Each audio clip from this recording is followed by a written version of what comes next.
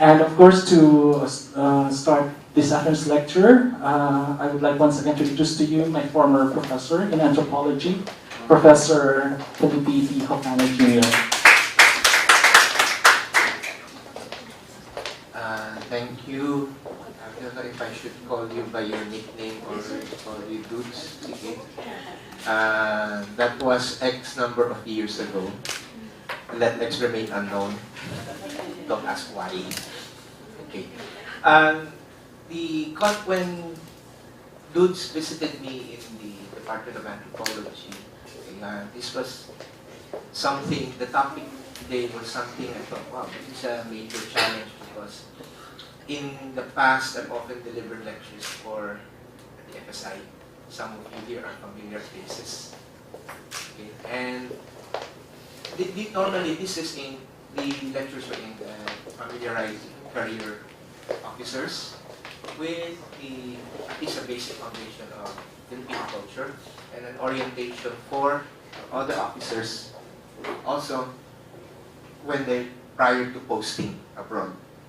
Now it seems that we're going to take this whole thing to a new level, and this is as much as very challenging and one that I just said, sige, go tayo. And this afternoon, since I took on the title for the concept note that Dudes gave me, Public Diplomacy and Culture, here's something that we also need to realize. First, I'd like to ask the members of the department, is there anywhere existing around the world a publication, a manual, a guidebook on the practice of diplomacy? There are, but whose publications, which country where do they originate from? Usually from the West, Was it European? So you have primarily English written sources, American guidebooks on diplomacy, but those are aimed at an American audience. And for others in European countries, it's much the same thing. One of the things that we've noticed right away is when we're talking about the practice of diplomacy, what is often assumed to be standard for all practitioners is actually rooted in a particular culture or a mindset or a worldview. There is an assumption behind many of these things that people behave this way in these situations. Probably the later editions of these guidebooks would now reflect cultural realities and how to behave in those, but they're still aimed for a particular group of people. For us, in the Philippine setting, wala pa tayong nagawa. I've hardly heard of any work which purely conveys the Philippine worldview when it comes to diplomacy. Normally, we are influenced so much by the concepts of the West. Right. Here's something you would notice about reading those materials. There is an assumption that these are universal when written in English. Kasi nakakabasa tayo ng English, nakakapagsalita tayo sa wikang English, may assumption na mga konseptong yun, naka-universal na. But we may have grown up speaking English, but it is not yet one of our native tongues. I said yet because there's such a thing called Philippine English, according to English scholars, and there is no universal English, only different regional Englishes. So I started from that point of view. What then can we do about this? And the challenge, the note that Dudes emailed to me was very challenging because of the breadth and the depth required. And so we'll take it on. Now, look, the first thing we do for this afternoon's activities, where do we locate ourselves in a flattened world where the digital revolution has and continues to upend economies around the world? This is the reality that we now live in. Today, we are now a very much interconnected world, more so than we were when I first became involved with the department. I think this was back in the 90s. No, I'm sorry. When I first came and helped my father with his lecturing here, that was back in the 90s. And then, later on, we begin to see that the world became digital, started to turn digital back in 1980, actually 79 pa nga. That was the year in which the first portable computers were introduced. That's why you have the term PC, portable computer. Because prior to that, in the 50s and 60s, computers were the size of this entire room and actually outside in the main part of the library. The PC changed our world in many ways because then, with that and a connection to a telephone line, suddenly interconnectedness, communicating to somebody instantaneously became possible. The campus, UP Diliman first got wired, its taste of wiring, sometime about, yung ganito, email and everything, sometime about the middle 90s. We were still using those huge, humongous screens with the green print. You remember those? And for those who remember the old word processing programs called WordStar, the primitive predecessors of MS Word, Microsoft Word. Graphic programs didn't exist yet, and the whole concept of a screen that now reflects, which is a diverse platform for Google, was still in its infancy. The prior operating system was called Netscape. Now, I mention this because now I'm addressing probably how many generations in terms of populations here. I was born in 64, so I'm on the cusp of the baby boomer and the Gen X, somewhere in between. How many of you here were born afterwards? Those would be the actual Gen X, post 64, 65 up to about 20 years, 65 to 85. This one, okay. How many of you would have been born? Those were the Gen Ys, from 85 up to 95. Gen Y. Gen Y. 95, huh? Alright. And then from 1996 onward, post-1996, these are the Gen. You know, you guys would be, technically speaking, the Gen Zs. Although there's a very little distinction now between Y and Z at the moment, right? Okay. That means you guys will now be the next generation of parents who will be raising the digital generation and the Gen Alpha. Wonderful terms, for the generations. Actually, they came from marketing. So, totoo lang. Marketing terms yun. But it's very useful handles, see? Now, at the point that I find it interesting that your timing to do this series on culture and public diplomacy comes at the time when we're engaged with digital. We're in a digital age, and I would suspect that at some point there is also the form of diplomacy we call the digital diplomacy. We project a public image on the internet as well. It used to be that diplomacy was required face-to-face interaction. And ambassadors, in an age when there was no internet, no telephone, and you were sent abroad, the reason many ambassadors were originally people of high rank within their societies is because they had to demonstrate the capability to handle tremendous responsibility on their own, far away from their host countries, from their home countries. So if they started a war, in those who in their host country, they had better be able to explain to the sovereign why they are now shooting at each other. So ganun kagrabe yung depth of responsibility. But this is the digital age where communication has become instantaneous. And with that is a change in economy. We saw a shift from the 80s, 90s, from industrial to the service economies. I think we can all track down the history of recent events, so there's no need to go there. But that also upended economies. Now, the nature of work has been changing. We now engage with more and more digital-related work, and yet at the same time, we still need plenty of human labor, human capital out there, invested out there, doing actual physical work. So these are the trend that started in the 80s. I'm sorry, a trend that started in the late 70s when they were first called overseas contract workers or OCWs. And if I remember, one of the earliest functions that DFA did was to provide what was known as the PDOS, the pre-departure orientation seminar for OCWs about COVID, especially for those in the Middle East. And many of the scholars, my father included, were tapped to provide the PDOS lecture series from the university. Okay, so may matagal na relationship ang DFA with our university. And so, from there onward, we have seen all of these major economic changes. And now, you find another trend. With the recent, within the last year or so, there have been rumblings in the news about a possible change once more in global economies. So it's going to shift once again. Why? Well, there is a move now to bring back many of the original BPO, business process outsourcing, back home to their home countries, especially in the US. Because there is the demand, which is also a political decision, because there's a perceived demand for the jobs.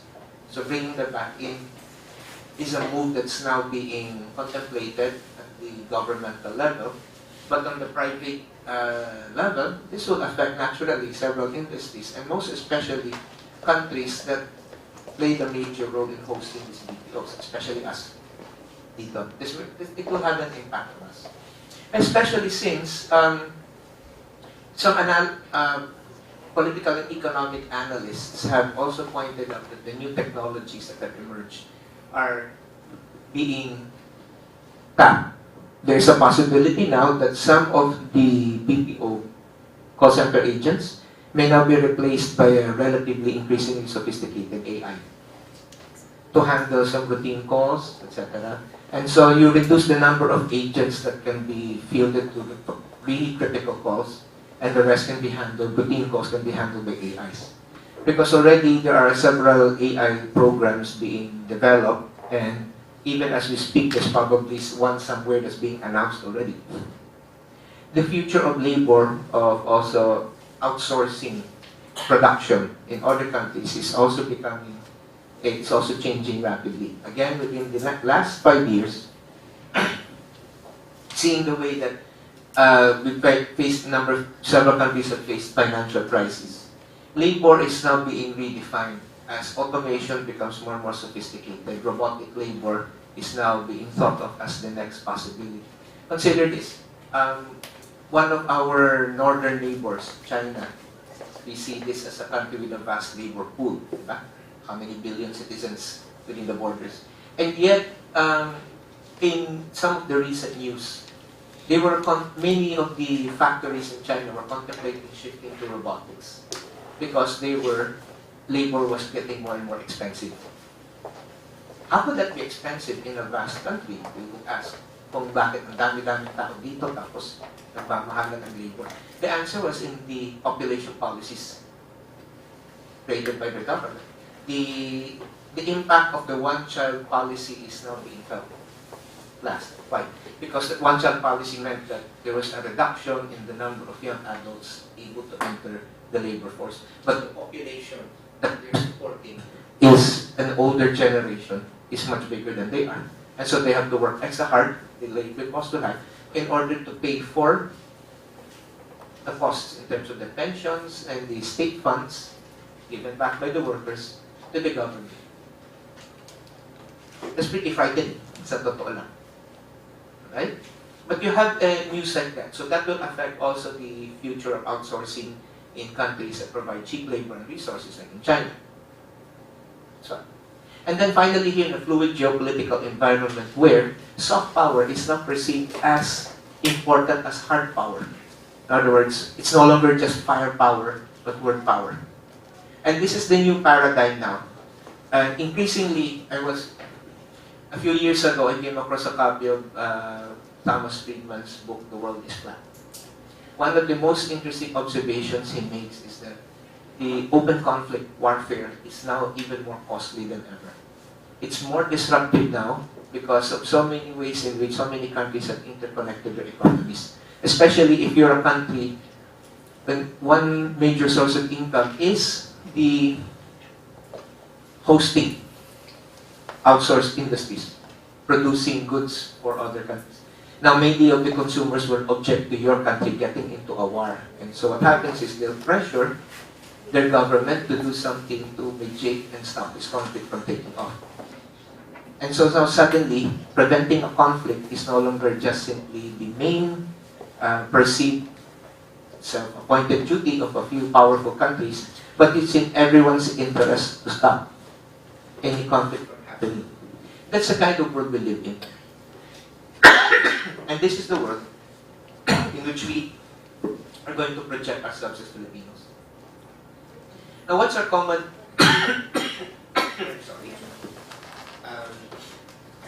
Sorry. I haven't returned to the physician yet to see if I have allergy. Alright, so my problem then with the coughing is actually that sometimes the throat gets dry quickly. So please pardon me for that. Now, what are we and where are we? Well, one of the things we have to live with and to deal with within ourselves, starting from within ourselves, the projection that we are so many misconceptions and stereotypes. Here's one. Here are some. Both positive and negative. I get this from many conversations with people.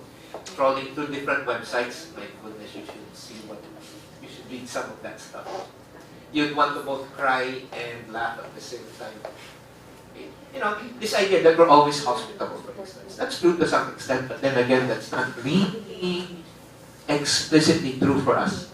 Hospitality and generosity are common shared traits in most human societies around the world. We have different forms of expression of hospitality and generosity.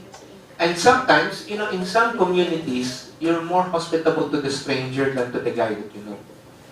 Why? Because the stranger is, punta dito, aalis siya. But the person you know, kilala mo na nga eh. Matagal mo nang kilala, kaya iiwasan mo yan. It's true. Why? Because that's the most likely person you get in conflict with. That the Juan Tamad syndrome, pwede siyang tatamad-tamad magtrabaho. You know, I found this fascinating because although this was something that's no longer perhaps talked about today, for an older generation, this was true. And I'm referring to those who came at my point in time, baby boomers / Gen X, and then upward. Older generation pa. Again, so for the younger millennials here in the room, might be something you've not encountered as much as we did. But this stuck with us.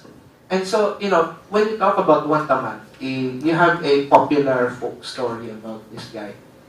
And kita niya yung guava, decided, imbes na tinatamad siya umakyat, so he decided to just lie down beneath, and wait for it to fall into his mouth.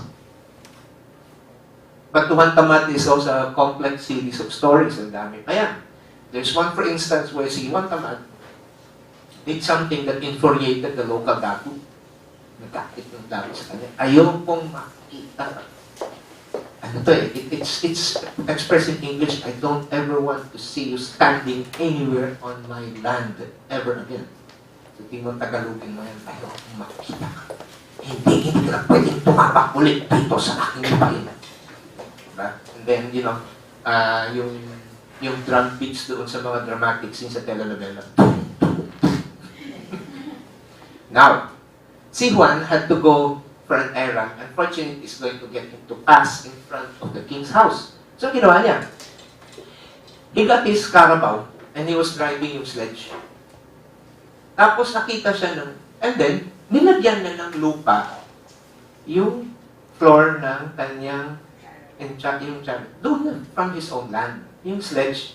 Okay? And then, nakita siya siyempre ng hari. Ano ka ba? Hindi ba sinabi ko sa'yo, ayaw ko makita ka ulit dito sa aking lupa. Pero, Ginoo, hindi po ako nakatapak sa lupa ninyo, nakatapak po ako sa lupa ko. Tignan niyo ho, nilagay ko dito. Parang yung, alam mo yung king natigilan, sige, mas ka lang. I told you 2 stories about this, you know? But, you know, the Juan Tamad syndrome actually reflects an older period in our history. And that is a measure of passive resistance. What an anthropologist once called the weapons of the weak. The weapons of the weak, in understanding how the poor deal with the rich. It's like this. The rich have this power. The poor are equally powerful, but their power is expressed in a different manner. The rich can buy what they want. The poor cannot, but they can also get what they want. And how do they do it? Because the weapons of the poor are passive aggressiveness. Itong ginawa ni Juan naman, that was passive aggressive. The dissembling, pretending not to know anything, lying, or sometimes just so many strategies in which they also get in the end what they want. Bakit ko nabanggit ito si Juan Tamad syndrome? This is what we grew up with before. And it was a popular image, sad to say, of the Philippines as a weak country. And therefore, yung Juan Tamad became a symbol. But nobody had ever traced the connection between this popular story and our own self-inflicted public image. He said self-inflicted. Okay? Kasi tayo din naman may gumawa nun eh. My generation is accountable for so many things. Ang daming kasalanan ng generasyon ko. We'll see. But, how about this one? The Mamayana. Alright? Mamayana yan. It can be done later. In contrast to the now recognized corporate ethic, do it now. Now na. And sometimes, sometimes you've swung the other way. Mamayana to now na. But the Mamayana syndrome, why should it be that Filipinos are not concerned with delivering on time, or perhaps, again, the nature of power relations in a society, agricultural society where wealth and power are concentrated in the hands of a very few. There's no real incentive to deliver anything on time if it only means they get rich and we still remain poor. Now think about this. With the growth of an industrial/service economy and the introduction of a more objective type of compensation and a rigid system of laws package, suddenly Pinoys are now motivated to work on time, give everything on time, and do things on time. Why? Mas napipil mo na ngayon yung mga benefits ng trabaho mo. Again, those are changes that we went through. And so, Filipino time, that's one of the favorites. And the funny thing is, government time and Filipino time are two different things. Corporate time and Filipino time are two different things. Work in a BPO, 1 minute late means 1 hour's work deducted from you. Kahit anong gawin mong explanasyon. But think about this. Suddenly we realize that we now live with two kinds of time. Both the Filipino time and clock time. And the reason for this actually is this. One kind of time is more relational, and the other one is the professional time. Clock time is professional time. You're accountable for every bit of time that you give to work. Anthropologists call this linear time. Linear time in the Western clock sense is a product of the Industrial Revolution. Linear time means time as a stream of boxes, each of which has to be filled with content and therefore accounted for. It has to be counted and then to be to take accounting of what happened. But relational time is more diffuse. The classic joke now sa Facebook, pag may lakad kayo, asan ka na? On the way ako. Kaya ang katotohanan, at hindi lang po nasa bahay pa. Nakahiga pa, maliligo pa lang.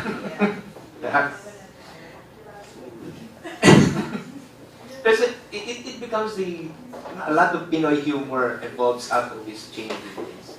Now, the other ones are a bit more serious. I had a friend visiting from Canada who complained to me once that when he went on a trip outside of Manila, everybody saw him as a walking ATM. That's seryoso. As long as you're white, you're an ATM. Even if look at this at ethnicities. If you're white, you're an ATM. If you're Japanese, you're an ATM. If you're Korean, you're an ATM. Gagawa ng paraan na mahinga ka ng pera. And it's a common thing too. This foreign friend of mine went from the hotel to visit me at the university, and he paid 300 pesos for the taxi. That's quite a lot.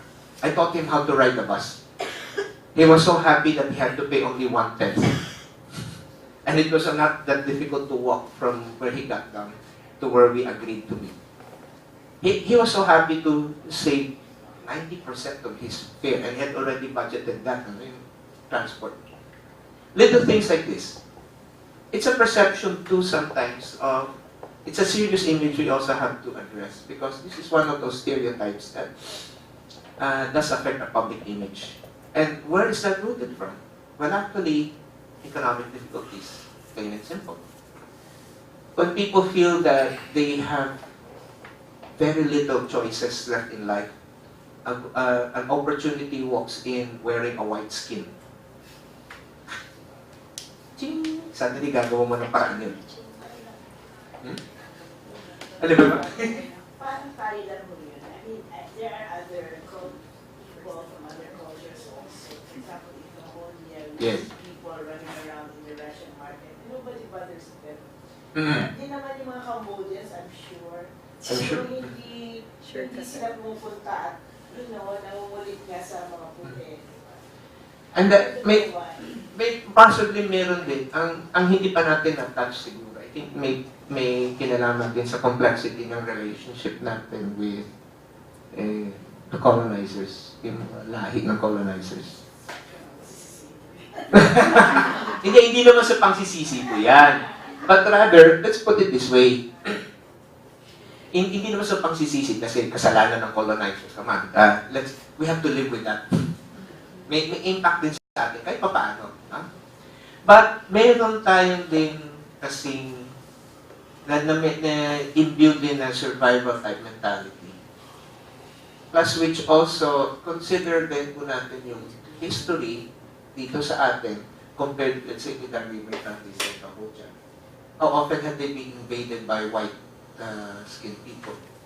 In Cambodia, I think, was it the French who were mostly in there, or is it more Laos or Vietnam? In Laos and Vietnam, I think the French and the swayed there, and yet the people hated them even more. There was a different dynamic at work there with us. And it's not a matter of sisisihin natin. But rather, makikita natin yung ugat doon sa complexity ng relationship natin. Ibang-iba din yung dynamics natin. Kasi there are many Pinoys who really don't like white people at all. That happens. I have a friend, and sometimes some of our Pinoys, some local Pinoys, have a very strong European streak in their genetics. And sometimes, my friend who's one of them, has Spanish descent and is primarily Pinoy. One time, may danalaw namin ng isa pang friend namin doon sa may malapit sa Divisoria. So, maglalakad ka ng one Luna Street. And my friend is 6'2", and he's very fair-skinned, halos brown yung buhok, and he's bulky. Tapos may bigote pa. So, naglalakad kami. All the vendors, this was December ha, so yung nagbebenta ng mga shorts. Lapit, tinatawag siya, hey Joe, you want to buy shorts? Buy shorts? Yan, magkano ba yan? 40. Bakit? Yoko. We left a trail of open mouths down the street as we walked. Anyway, that was he had a lot of fun with that. He has said, I love doing this. It's been a long time since I did this. Kasi talagang diniretso sa Tagalog. Kulang na lang makipagmurahan sa kanila. Now, I mentioned this, we have all of these stereotypes because this is a pop culture image. And sometimes even the electronic world circulates this even faster. Alright? Currently now, the changes that have been come to us, we have now realized that perhaps one image our countrymen have been projecting, perhaps unconsciously, is the fact that some of these don't simply seem to apply anymore. In the age of the internet and the quick response that you could post on Facebook, Instagram, and Twitter, especially Twitter, right? Pwede lang. Ang iingay pala ng mga Pinoy. Kaya yung internet bashing, for instance, one of the examples, naaliw ako dito yun, how Pinoys can go back and forth in exchange. Was a famous personality's picture of her and her son eating snacks in bed.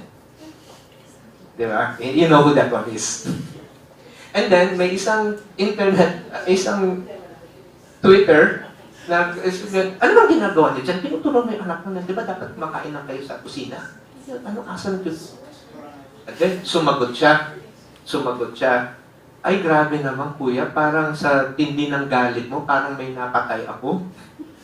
Padala ko kaya kayo ng halo-halo para chill ka lang. And I thought, the more I saw that replay, baka hindi kaya to brand marketing tactic lang. Joking. Halo-halo eh. No? But that one went really viral. Na-repost yan. And people still chuckle over yung reply niya. So, we see a different image now, possibly no longer as passive, but being more actively engaged. In other words, Pinoy is the voice of the electronic world. And one of the more popular pages I subscribe to is FPTM, in case alam niyo yun. Filipino Tweets That Matter. Sa damakmak na hugot. Never fails to make me smile each time.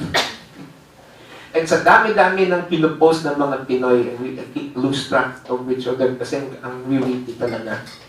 And this creates also, in line with another popular image that we project, that most Pinoys are good at entertainment. But is that all there is to it? Well, no. Now,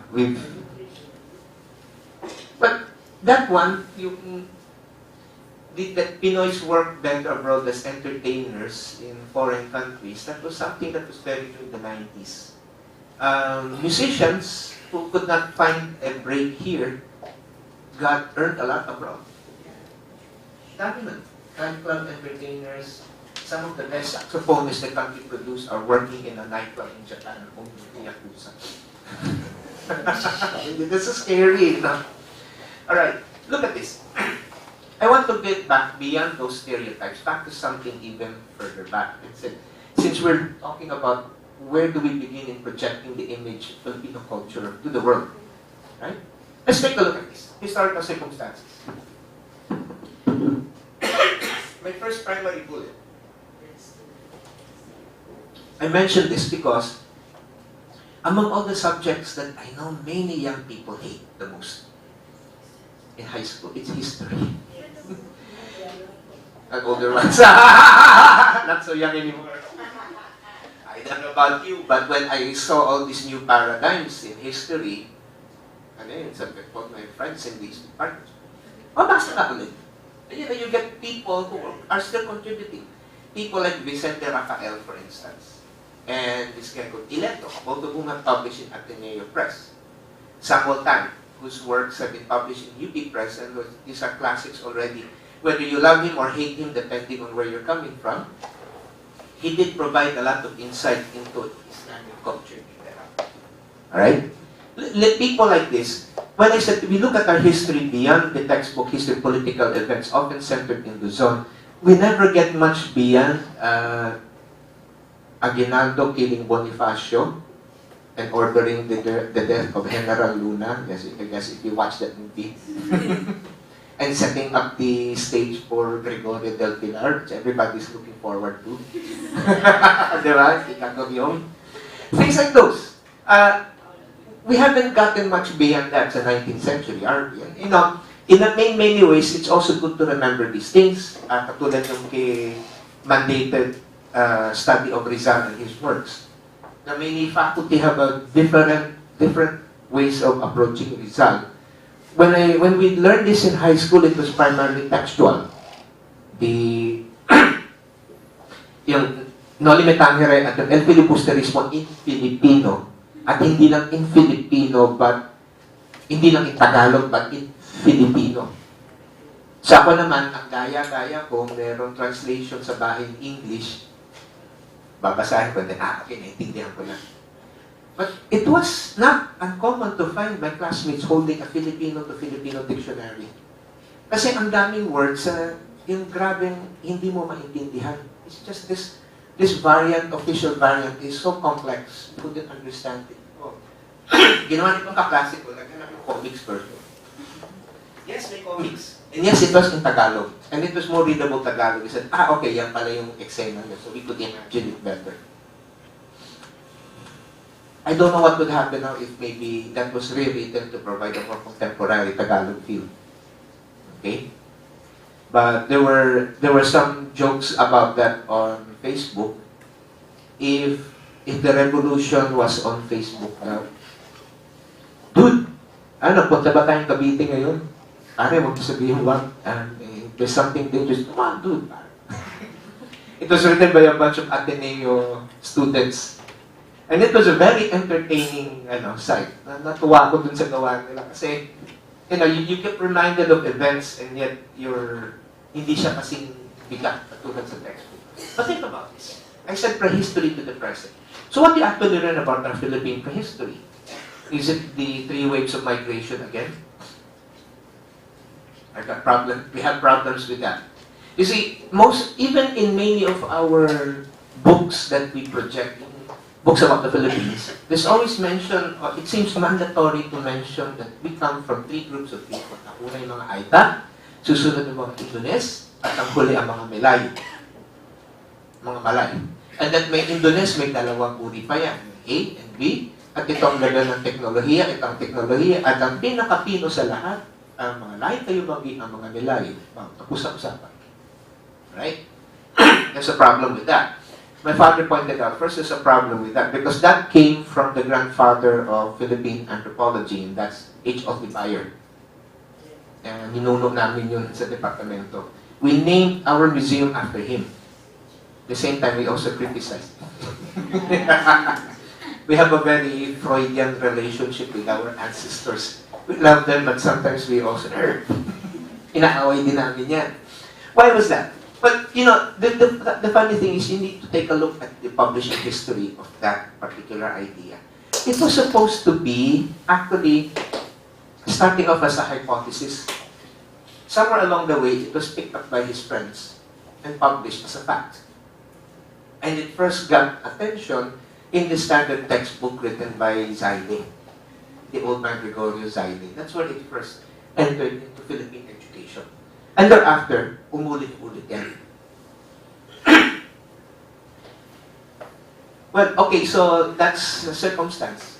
So, where do we look at prehistory now? The current paradigm, there are 2 paradigms that went on to that. Yung isa was posted by my father. He criticized the paradigm of Bayer by pointing out, firstly, how do you know that, judging on the skeleton, galing sila sa Indonesia at galing sa Malaysia? When you're dead, a skull is just a skull. There is nothing that says you come from Indonesia or Malaysia. And at the time that this work was published, these modern advances in genetics were not yet available. It would take 50 more years before this this new technology in sequencing DNA would give you a rough idea of the geographical location of a particular person, as well as the origin. Wala pa yun noon. Where did it come from? Second, ang bilis ni Bayer maglagay ng label, samantalang wala pa yung Indonesia at Malaysia as political entities nung time na yun. So how do you know that? Thirdly, bakit kailangan mauna yung Aita? Porket lang maliit ka, kulot, or primitive ancestor? Muna, there's something wrong here because they're contemporary populations. The Orang, they are also known in Malaysia as the Orang Asli.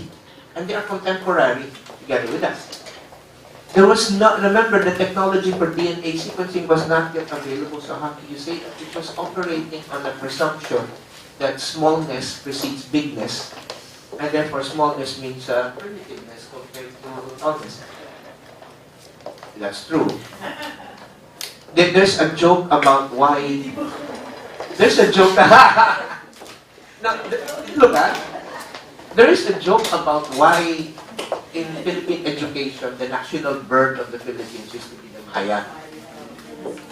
Kinalitan, you know why? It was actually Philippine education of textbooks. There was never an act of Congress. There was never an act of Congress. Ano lang to, produkto to ng American educated and Filipino textbook writers. And the Americans who came here were obsessed with symbols, local symbols. Each of the state in the Union, the the United States, has a flag. Each of them has a state animal. Each of them has a state flower. Why? Because they're members of the Union and they're supposed to be distinct, hanging together. So, kailangan ngayon magkaroon ng national bird of Pilipinas. So, why is it the Maya? As uncomfortable as it sounds, tignan mo yan. It's small, and it's brown, and it's everywhere. Oh, this is a cultural logic kung bakit ang national bird, quote-unquote, was the Maya. We're small, we're brown, and we're everywhere. At least in the Philippines. Diba? So it was an act of Congress that declared, okay, our national symbol would be the eagle. And that was I found that again very interesting because it has a symbol that resonates in so many ways. First, the eagle is a raptorial bird. It's a bird of prey. Second, the eagles, Philippine eagles especially, are also reflect many qualities that we find ideal in Filipinos. When you have a mate, you're committed for life. You're very family-oriented. Sinasabi natin. Right? You're right, that way. But most important, that declaration came about as a symbol of assertion of strength at a time when we were having a lot of economic difficulties. The economic crisis, we were undergoing one of those economic crises at the time. So, symbols resonate on so many levels. They aren't just cognitive, but they give an impetus to shaping the policies that we want to implement in many ways. Right? So, when we mention this, how do we look at this? We need to also, I'm painting a broad picture here, but we do need to be more aware of what we share with our immediate neighbors. The Dunia Melayu. And many anthropologists from both Indonesia and Malaysia have commented upon the fact that we are like them and yet so much unlike them because we make a big deal out of being the only Catholic country, for instance, in Southeast Asia. And so we get criticized, then how come you don't behave like other Catholics? Yes, it's true. That kind of exchange, more than once. Nakinwento ito, and this is anecdotal, by our Chancellor, because he has many interactions and many friends with other anthropologists from these two countries. But look at this, Dunia Melayu. What does it mean? It means it's a claim to a shared cultural and physical, biological heritage. Dunia Melayu, the Malay world, was at one time a reality for us. If you look at some of the histories of the Sulu archipelago written by James Warren, okay, there was a greater sense of participation in trade and migration between these three modern-day polities, countries, or call them. If you look at Barangay written by William Henry Scott, you will see also that further along before there was an idea of a nation state, there were many political units, we call them polities. Some suggested terms for this are sakop, which was a more Tagalog and Visayan word. Another bunch of archaeologists have suggested adopting the Indian term Mandala. Why? Because the sakop, the Mandala, refers to the area of influence. The closer you are to the Datu, the more influence the Datu has over you. The further away you are from the Datu, the less influence you have. It's a function of geographic distance. And so the more powerful the Datu is, and when he can lay claim to the title Sultan, then his sakop becomes wider and wider. We forget these things. We need to be aware of these things because that also weaves into the narrative that we project and create. We create and then we project forward as a nation. That we have a lot in common in spite of our own colonial heritage. We still have a lot in common with our closer neighbors. See? And so if you look at this from the Southeast Asia, I don't have the projected version of the map, you would see that actually before part of a circle that encompasses a body of water, we variously call West Philippine Sea, and by China as the South China Sea. But we are on the outer edge of a lake, so to speak. And that world in there is a long time shared world. Scholars have examined already maritime trade between these countries for a long time. And the Spanish scholars who have been coming here, I'm sorry, the Spanish traders, so conquistadores, and even the frailes who come here documented just how much there was going on even with mainland, big countries in mainland Southeast Asia. And with India, right? So clearly, we need to see where we contextual identity. We need to take a look at what we've actually borrowed or actually have and forgotten from the closer neighbors that we have. Consider this too, why is there interest with our neighbors? One of my colleagues brought a group of field school students to Sabah. And one of the field seasons, we were able to get a grant and a sponsorship from the University of Malaya in Sabah. Okay, so a group of anthropology students from our department went there, and it turned out traveling to Sabah via Air Asia, I think from Clark, proved to be a lot cheaper than flying via PAL to Davao. That was a particular season yun, so na-timingan yun. While in there, in creating also network with the scholars from the university, we found something very interesting. In the educational system in Malaysia, Philippine history, the history of neighbors in Southeast Asia, is a required subject for high school students. Yes. He also managed to get hold of the textbooks, pretty accurate ones too, written in Malay about the Philippines. Pero pag examine yung curriculum natin, we don't have anything about how to understand our next door neighbors. So our own sense of our history is rooted in here and in one direction, towards the west, but not towards on the eastern side. Yeah, our closest neighbors. Something we need to think about. Because then when we're trying to implement, so how do we operationalize all of this? We begin also by little accumulating what we can, knowledge about our shared culture. Here's another example. One of my hobbies, one of the things I do outside of professional academic work is practicing martial arts, right? And so I teach and practice Arnis, Filipino martial arts. Okay? And one of the interests that engaged me was trying to find a link to the indigenous martial arts of the region called Silat. The word Silat is derived from the Malay word Kilat, which is in Bisaya, it's Kidlat. In Bisaya, Kilat in Cebuano, and in Tagalog, it's Kidlat, meaning to move like the lightning. To move like the lightning is to think also, quick on your feet, and to be quick to react. So it denotes somebody who's got the mind, the mentality of a natural element. Right? Now, when you practice Silat, eventually you get in touch with the associated cultural or related cultural domains, one of which is dance. And you know, when you look at the Tausug, Maguindanao, Maranao version of Pangalay, here, this movement. Huh? Here's a common movement. Kinwento sa akin to ng isang professor of Asian Studies. There's just one movement, and it's common in an arc. You could trace it geographically in an arc from Indonesia, Malaysia, Philippines, all the way up to possibly southern Okinawa. And it is this. Ito lang. Very simple hand movement. But you find this in the dance, in the Pangalay. In here, for this, you have to make a wave movement. 50 years old. But this one goes here. And then when the arm turns around, it's up here. Now imagine this is a knife. And there's a link between the dance and the martial art form.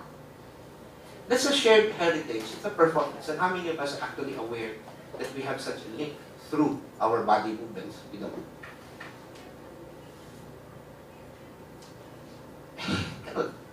Whereas yung Arnis natin, yung Filipino martial arts, 50% of that body of knowledge that goes into an Arnis system we practice, they actually came from European combat battlefield fencing.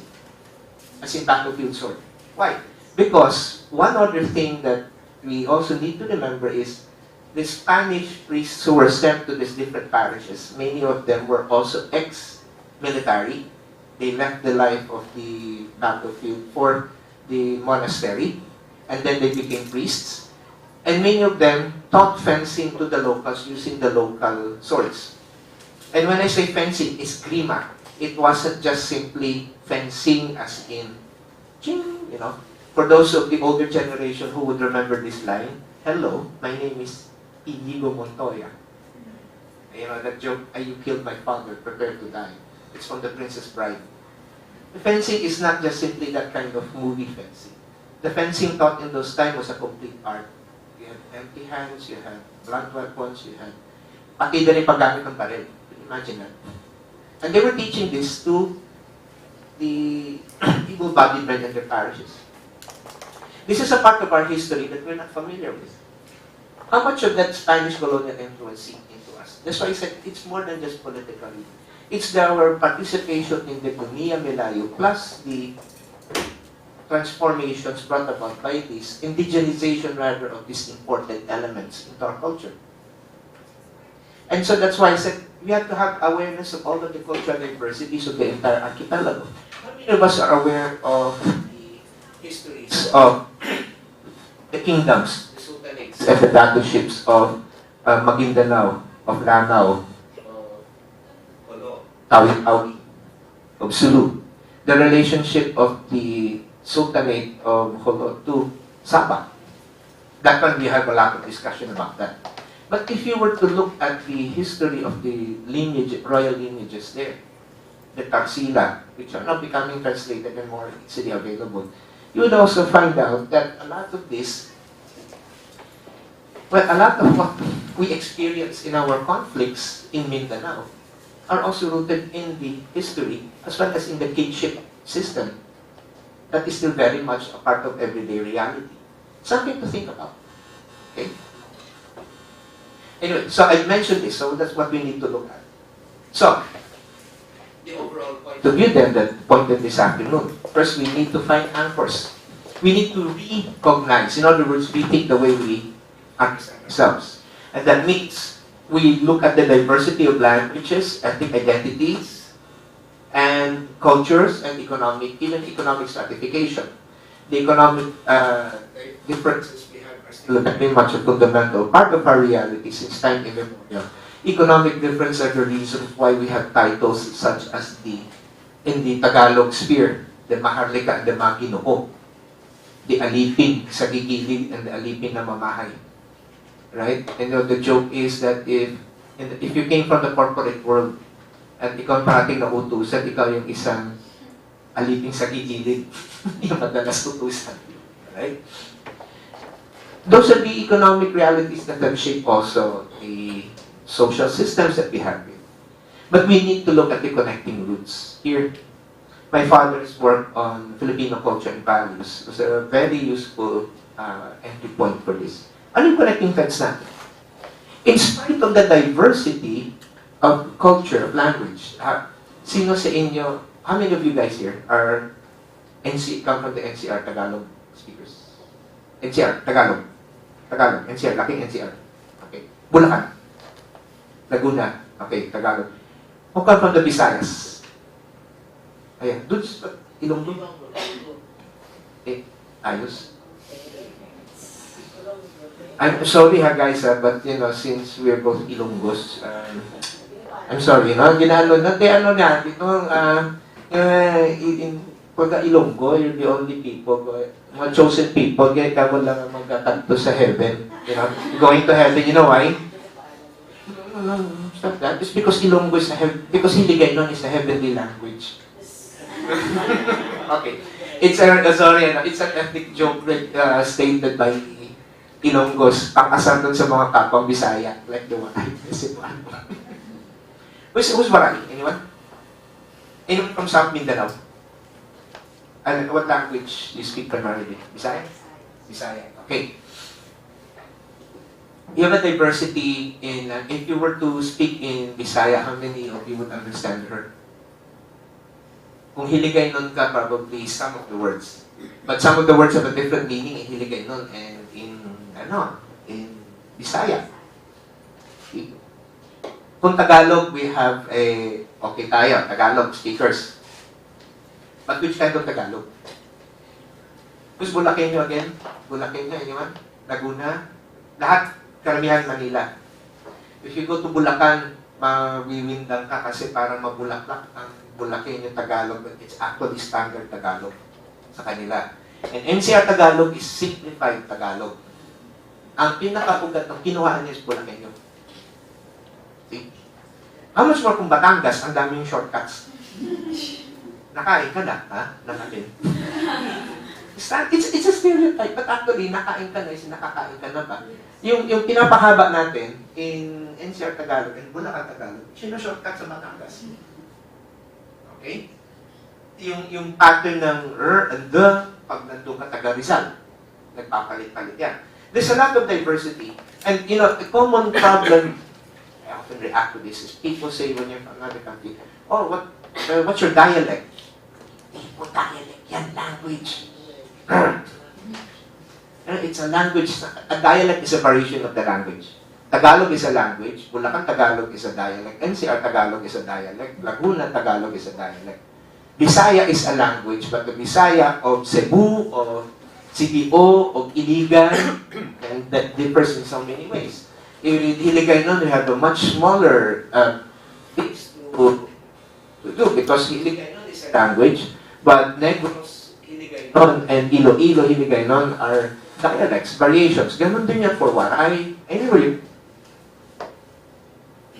so we have this. But what do we have in common with all of these? I'm sorry. Eto. First, across the archipelago, here's the physical realities. A king-based social organization. We use the family as the metaphor for everything. And in fact, even family forms the basis for economic transactions. Okay? Second, yung family creates the basis for a cognition of other people. Kaya meron tayong concept ng tagalabas at tagaloob. Kasi taga rito, taga doon, tubo dito, tayo.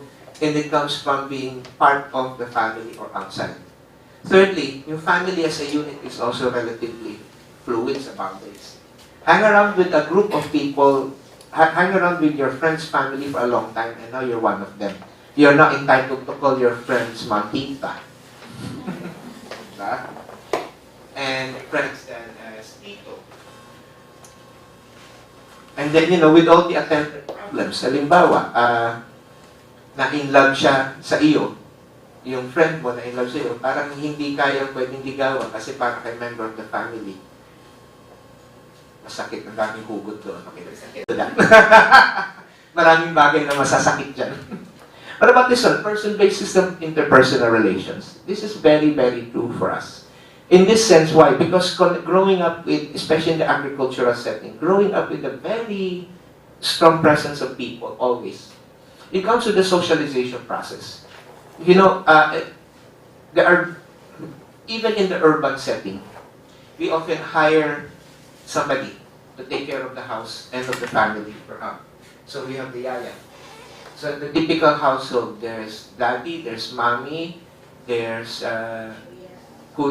junior, and then there's ate. Ate, in this case, does not necessarily mean ate, the older sister, but ate, the yaya.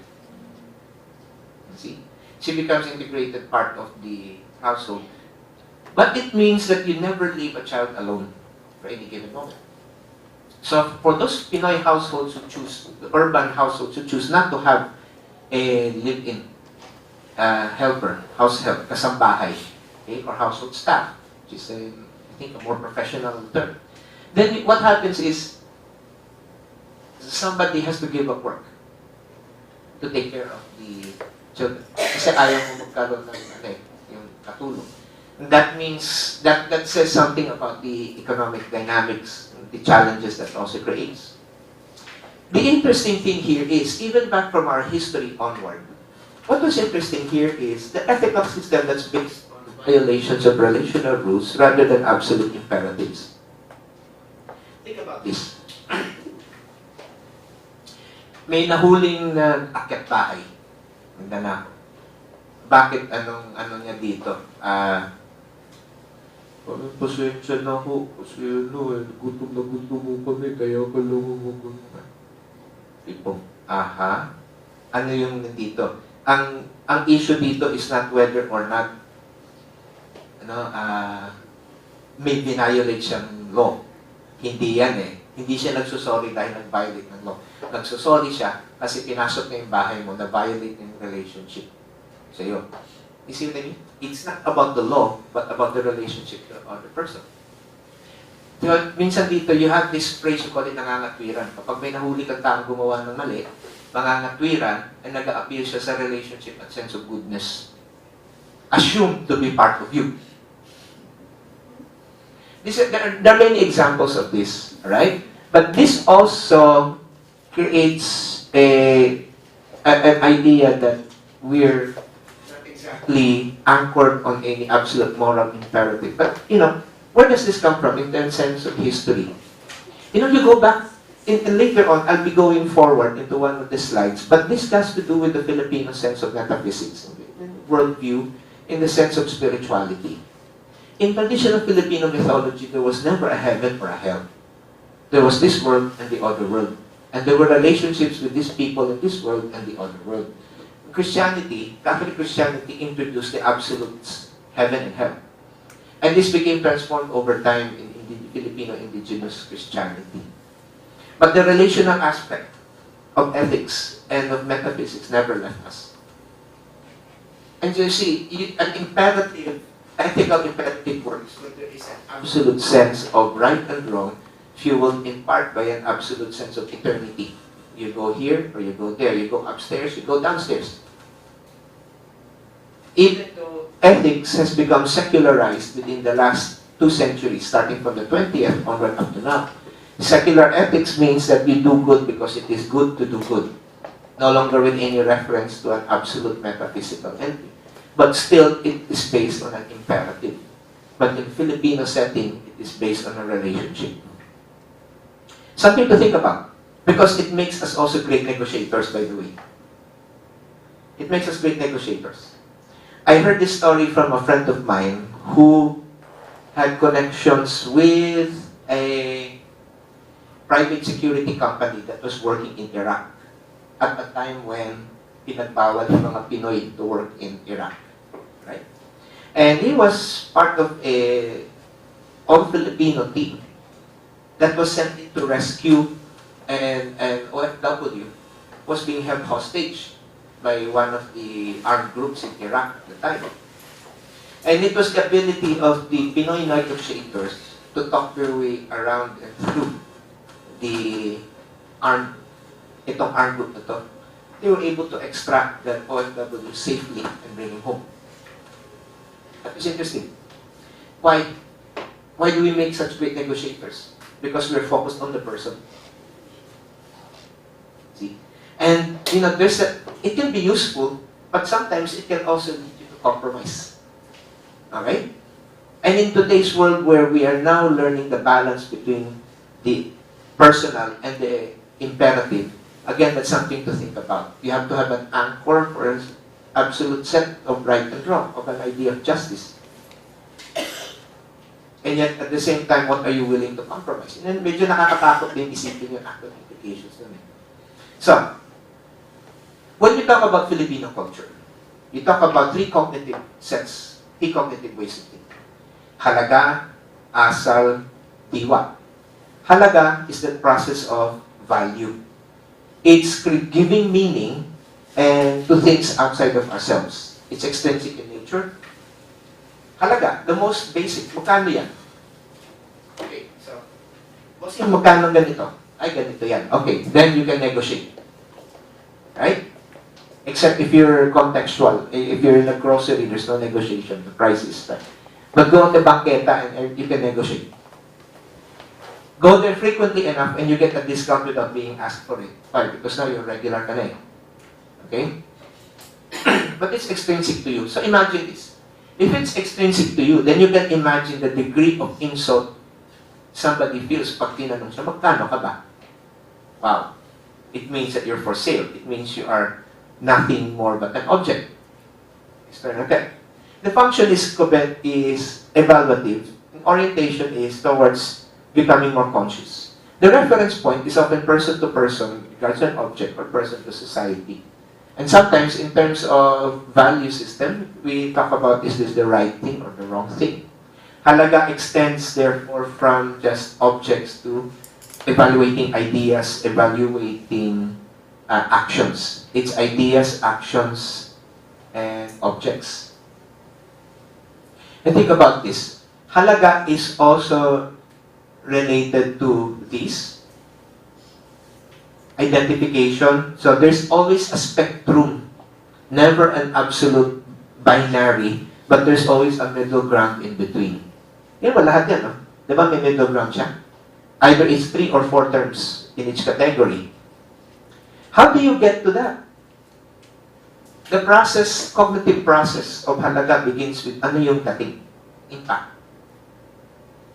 Ano yung unang dating niya sa'yo? What is the first arrival? The word impact literally means arrive. The thing is about the impact, using the English word impact, I mean, ano natamaan ka ng gano'n. Pero may dumating sa'yo. And it's not even a conscious thing. It's just simply intuitive. Mabigat ang dating ng tao. Now think about the implication for public diplomacy. How much of what we do when we're meeting our counterparts in other countries is actually performance? And how much is actually really what is said? Somebody a representative may say something na para sa atin mabigat ang dating. But if you look carefully at the context and situation, that person says something different pag kayo na lang.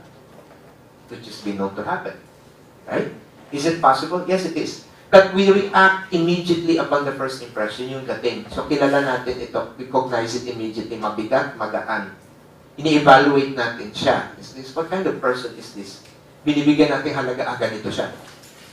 Okay, tanggap natin kasi ganito siya. We do that with relating with people all the time.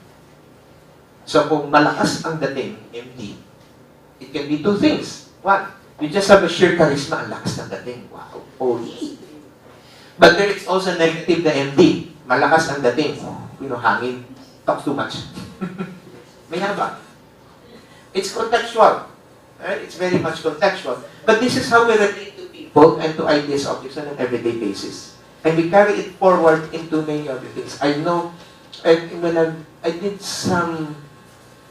did a course before with some expats and mixed with some locals, working for a large international firm. And when it comes to interpersonal relationships between the upper management who were foreigners and the local people, ito yung pinag-uusapan. Ano yung dating ng mga foreigners doon sa mga local? Ano yung dating ng mga local sa mga foreigners? 2 very different images, none of which seem to be consistent with what each one was telling the order they actually are like. That was an interesting seminar. Because then you have to go beyond and bridge what was being said with what they actually see, and have them to bridge that and see for themselves also with each other's eyes in order simply to get them to work together. That was the implication. This was the theme that was developed by my father later on when he wrote Management by Culture. Because when he addressed this to local people, he said, it's as if local corporations, people come from 2 worlds. The upper management from the world of the educated elite and the rank and file, the everyday staff, from people who reach up to at most high school level. And those are, they're both Pinoys, but the economic realities have created 2 very different social worlds, as if they're strangers to each other. And yet, pareho din naman culturally shaped. Okay. To move forward. What's the related terms? Yan, kalooban. Dating affects you at the innermost sense, loob. And loob is also, again, shaped by your sense of identification with a group, with a family. Kaya pala napaka-popular ang Moana dito sa Pinas. It's all about family. Di ba? It's all about family. One of my favorite songs, from my era. Panahon ko na to. Sa Sister Sledge. I don't know. We are family. Alright, just kidding about that. But that's where you said, develop your sense of loob and labas. Meron kang tagaloob ka, tagalabas ka. Sometimes it gets translated into other domains. You know, the pop culture jokes from the 70s and 80s. Taga saan ka ba? Nakatira sa Mandaluyong. No, sorry, not that one. Mas masamahan yun. Muntinlupa ako. Somebody, the next joke that comes up immediately. Tagaloob ka ba, tagalabas? He said, you believe in prison. Loob and labas defines also who you are. Are you part of this or not? It also is a marker of economic reality. If you come from this district, Tagalog ka ba doon? Inside the gated village o tagalabas? One popular satirist and sometimes one popular writer satirizes this, no? Either ikaw ay taga-village or taga-village. Yung village is gilid ng village. And ganyan siya. So, the concept of loob permeates us, starting from the way we evaluate people, and then yung gut feel natin, all the way to the outside. Now, ito yung mukha, the sense of face. Yung sensitivity natin, lack of sensitivity or oversensitivity in both cases, yung pagiging makapal or manipis yung mukha natin, which means we react to people. That is also an indicator of how much Filipino rationality is defined not only by the cognitive sense in the logical, empirical point of view, but also by the role of the emotions in our cultural logic. Emotions play a large part to make up, one, because they are a factor in how we deal with people, and two, they are a factor in how we deal with people. So, at times, emotion management is a very useful tool, but I would go one step further and pointing out, perhaps it's the wrong term to use, but weaponizing an emotion can sometimes be a very useful tool. But we'll deal with that later on. By the way po, ang pinaka mas malupit kung iyakan ang pag-usapan, ang mas malupit humagulgol ang mga lalaki po. Speaking from experience. Yeah, syempre, pag hugot time yan, hindi affected ang babae, pero devastated ang lalaki.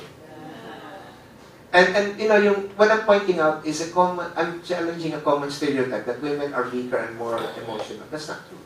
That's not true. Well then, that's, that's one. You know when to cry, you know when not to cry. But you also know, You know when to be bitchy or when to be quiet. but you better watch out because the men figure out when you're actually crying and when you're just a cry. It works both ways. It works both ways actually. But it's true that emotions can become pretty powerful weapons too. And sometimes, again, that has some serious implications for the kind of work we do when we present a public face to the world. What about the relational standards? Asal, we talk about character. We talk about kapwa, relational standard. We find you and me as one together. Perhaps this is one reason why we perhaps share this much, at least with our next door neighbors in Southeast Asia. That sense of community called kapwa. They have a different word for it, I think. Okay? In Nilayo. Forgotten that one. But take a look at this. Yung pakikisama, the ability to get along with each other, relating to one another on a horizontal plane. Dealing with people with whom you can't control the situation, pakikitunguhan mo yan. And then, disaster. Yes, disaster-related behavior. Critical moments, solidarity, pakikiramay. Think about this, huh? We express this on a national level, especially in Damay, because the moment that there is a call for help in a time of crisis, the immediate response is often overwhelming, and that's internal pa lang. Internal pa lang yan. So sometimes even at one point, the DSWD once said, we don't know what to do with all of this. It's more than enough for the crisis, and people just keep coming in. And then nahihiya ka naman sabihin, okay na ho, tama na ho. And they just keep coming in. Right? And this has happened already. So yung response is more overwhelming here, but take a look at this everyday situation. They form part of a grid, horizontal and vertical grid. And this is critical in maintaining day-to-day relationships with each other. What about this one? damdamin. Here is where I said Filipino rationality is shaped by emotions as much as it is by logic. We take this into account. Hiya, for instance, keeping face, politeness, consideration, delicadeza, that intuitive sense of place, awa, mercy, and compassion towards each other. Now, the reason that these are highlighted in this model Filipino culture is that when the study for this was conducted, these were the ones that were expressed most frequently in the responses that were generated. Right? So, if they were expressed more frequently than others, it would mean that there is something significant about this. And many of these relate to just not only day-to-day, but they refer to the social and then the emotional dimension. And then there's one, the ethical norm. The ethical norm of relationships. Why did the original phrase for pagkabahala actually was bahala? Bahala na was interpreted many times as do or die, as resignation to fate. But the word bahala actually rooted from, people have said, it's from bathala na, kaya bibigyan mo kay bathala. But that's not so. The root word, the pronunciation of bathala is just too different from bahala. So where else do you look for the cognitive or the linguistic framework? Bahala is the root word of pamahalaan. Yes, that's the root word, pamahalaan, to take charge, to govern, governance. You see how rich that is? That word is? Pamahalang lalawigan, the provincial government. It means that the entity responsible for taking charge. Taking charge also meant more positive point of view. It wasn't simply the assertion of authority for authority's sake, but rather taking care of and taking responsibility for everyone and everything within the scope of the pamahalaan, of kung sino yung bahala. It can mean on a personal level, empowerment. Sir, ako na bahala dyan. It can mean giving somebody responsibility ko, ikaw bahala dyan, ha? Alam kong kaya mo yan. Two words that we take them for granted, but they actually have a rich, very rich level of meaning when it comes to relationality. Okay? Sometimes it's just simply, you're trying to pass the buck, but because nakakakirita yung situation, sino gagawin niya? Ewan ko, bahala na.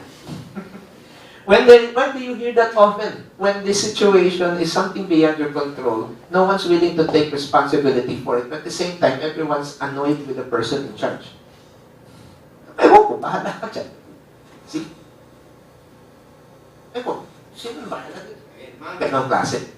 It can also be a sign of ambiguity. Okay, ewan ko, bahala na. Tignan na lang natin kung ano mangyari. Okay? But there is also that sense, ewan, sige, bahala na. In which sense, I don't know what's going to happen, but we have to do something anyway. Why is that? Because the outcome cannot be controlled by any means. The ultimate one, the ultimate one is when you've been stripped of all resources and you don't know where you're going to get food the next day. Ewan ko, bahala na. This is the stereotype that's captured the imagination of many popular writers that Filipinos tend to be passive and immediately resigned to the future. That's not true. The only reason that happens is because kinpa mo na lahat yung resources. So, ano gagawin niya? Well, bahala na. But as long as there is something that can be done, sige, gawin na natin, bahala na. Which means then that one of the, contrary to that popular image of passivity, we are in fact, across the archipelago, we have so many Pinoys actually are risk takers. The ultimate, perhaps one of the ultimate forms of risk taking is risking everything to go outside of the country and earn income to send back to the family. Ayun, mas matindi yung risk taking na yan. Bakit? Tataya mo yung buhay mo eh. You don't know what might happen in another country. And so, far from being passive and resigned, we're actually a nation of risk takers.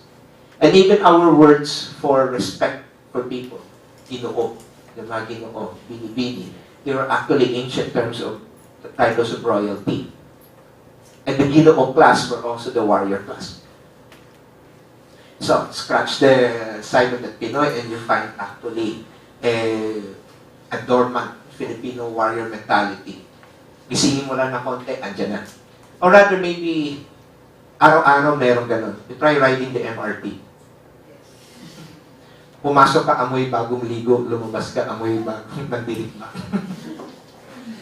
But you know, that's how you cope with an everyday setting. Perhaps you don't need to learn martial arts to express that warrior type mentality, but it's right here.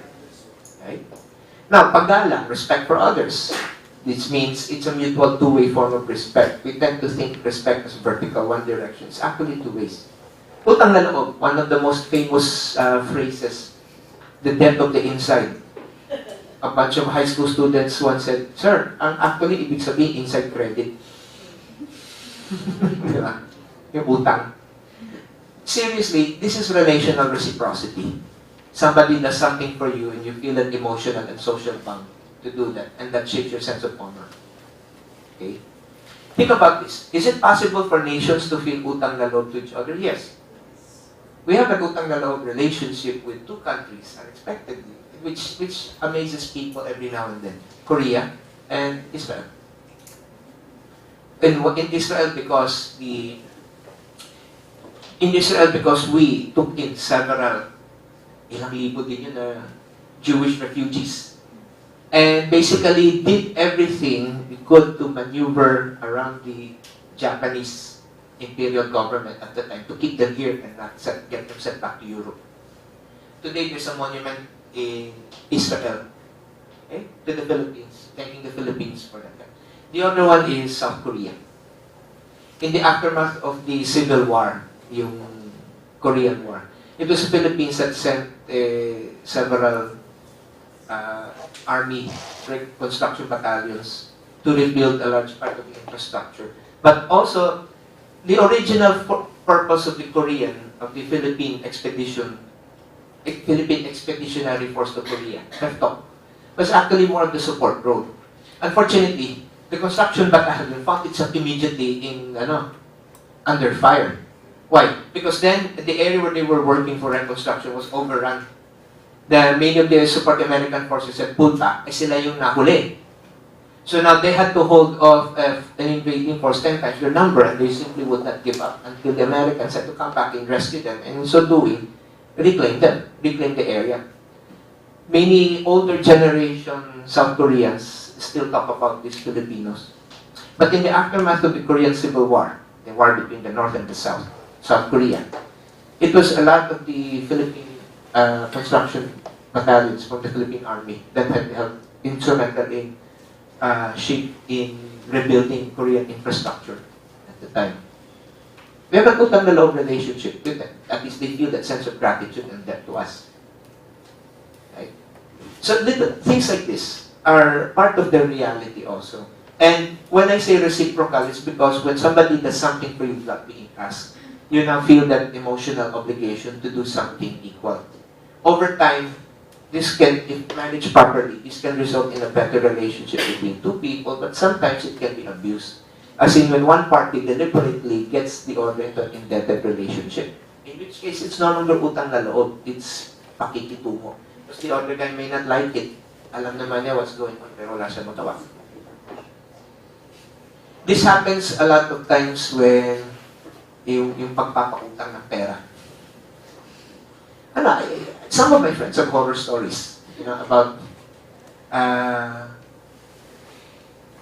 having had to borrow money, and then yung inutang, ito yung malupit po na humiram siya ng pera, tapos yung hiniraman niya was trying to manipulate her into doing something na ayaw niya. See?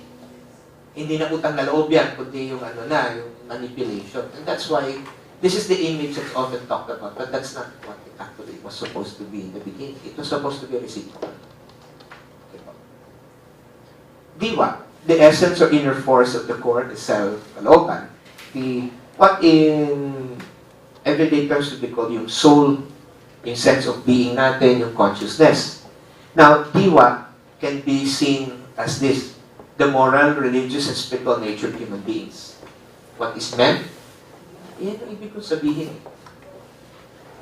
Hindi yan yung gusto kong sabihin. Ito yung ibig sabihin. Here's another one. Hindi natin gusto mangyari ito. Diba? Yung mga ganito. The thought that connects with what is said to what is done. And is the foundation for a lot of local metaphysical thinking and practice. You find this in indigenous religions. You find this in the indigenized version of Christianity, in which right and wrong are negotiated. Alright? And that's why you have a lot of folklore. And you know, trace of indigenous epics and folklore. Here, take a look at this. Epic literature shows that the hero as having an indigenous inherent lakas ng loob. We've probably heard of the Agni Lamang. Okay? Lamang, the Ilocano hero against yung kanyang mga kaaway yung pumatay sa tatay niya from upper part in the Cordillera. The Cordilleras have their own set of epics. Okay? Ito, Hinilawod. This is from Central Panay. The Hinilawod is how many of you have at least gotten an idea of the story? The Hinilawod is a story from the Halawod River. The Halawod River does exist in Central Panay. And in here, the story was chanted originally in Karaya. If you were to translate it into poetic form, it's about twice as long as the Iliad of Homer. 15,000 lines kung the Iliad ni Homer. 30,000 plus kung dito sa Epic of Hinilawod. And the Epic of Hinilawod is about, one version is about three brothers. Madapnon, Tumalakdab, and ano to? And the stories, it all has to do with that sense of power they have in them. The rangen of Prince Dato Bantugan. I use the word Dato Bantugan because the translation always says Prince Bantugan. But I use the indigenous term for the leader, the warrior leader. Dato Bantugan. Why? The hero is something lakas ng loob. And that phrase is a connection between both the metaphysical and the physical. It's useful for us to understand this as a form of self-image, where we are, what we actually can be. And we often take up these terms and use them in retelling, in using this for, let's say, teleseries, for instance. But I often wondered, why reinvent the wheel, create new stories, when you could actually go back to the older ones and see what value they have in teaching people about inner self, sense of consciousness, of connectedness with each other, the sense of power. Okay, now, where do we get this conclusion? So, ang tagal ko nito. Natiis niyo pala ako for 2 hours. Sorry, Alright, as I just a joke about this. We've just given you an overview of Filipino culture, right? The next trick is to translate this. What kind of alternative image can we project beyond the stereotypes? Here is one. That yung strength natin as a people lies in our ability to connect with other people. 2, that there is actually more depth to our traditions than we often think. Filipino culture is not just the songs and dances that's always performed. I mean, I was in a project once, and one of the counterparts on the other side of the fence, so to speak, was a World Bank economist who thought that culture was all about folk dance and performance and music. I had to tell him that's the reason why your project is having such a hard time. You don't take into account local attitudes towards your initiative mo project. Well, that was an interesting ending. He wanted me to come and work with him. Alright, but I'm sorry about that. It sounded like too much of the meeting, but it's a reality that we face. We need this kind of intimate understanding of our tradition. Why? But here's one way to look at it. If we look inward, meron tayong magagamit, so we can look outward.